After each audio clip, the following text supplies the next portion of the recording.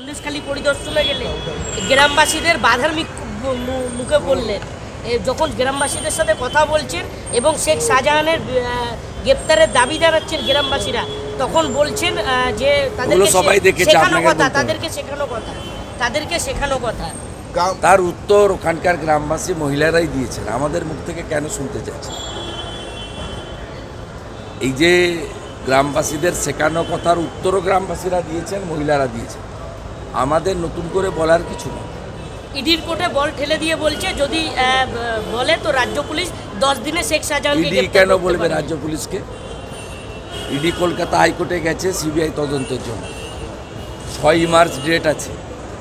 ED রাজ্য পুলিশকে বলবে কেন? এফআইআর তো রাজ্য পুলিশের হাতে।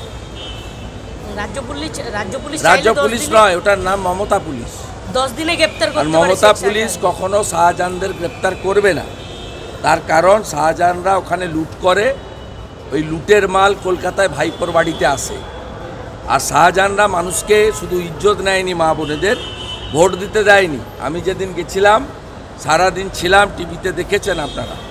2013 সালের পরে 23 সাল পর্যন্ত কি পঞ্চায়েত, কি লোকসভা, কি বিধানসভা, কোনো ভোটে সন্দেশখালী, হিঙ্গলগঞ্জ, গোসাবা, বাসন্তী, এই পুরো সুন্দরবন এলাকার বিশেষ করে হিন্দু ভোটাররা, শিডিউল কাস্ট ভোটাররা, ট্রাইবেল ভোটাররা কেউ ভোট দিতে পারেনি, ভোট দিতে দেওয়া হয়নি।